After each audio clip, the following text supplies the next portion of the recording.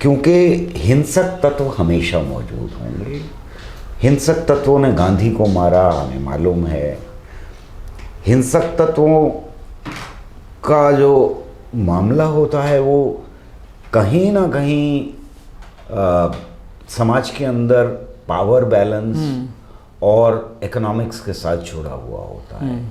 और साइंटिफिक दृष्टिकोण हमेशा इस पावर बैलेंस को चैलेंज करता है। यानी मैं जिंदगी चला रहा हूँ अंधविश्वासों को फैला करके, मैं दौलत बटोर रहा हूँ अंधविश्वासों को परोस करके, मैं ज़मीनों पे कब्जा कर रहा हूँ अंधविश्वासों के। अब यहाँ पर साइंटिफिक दृष्टिकोण कोई फैलाने आ गया तो जाहिर है कि वो समाज को कहीं चैलेंज करेगा, समाज के उस ढांचे को चैलेंज करेगा जो मैंने अपने लिए बना रखा है।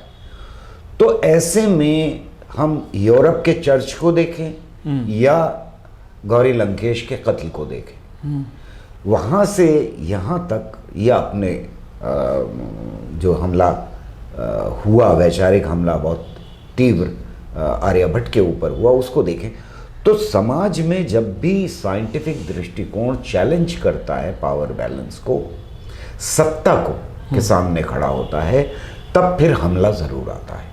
और इस हमले को रोकने का एक ही तरीका है, और वो है कि संविधान के ऊपर देश को चलाया जाए, लोगों के अंदर ज़्यादा से ज़्यादा साइंटिफिक दृष्टिकोण फैलाने की कोशिश की जाए।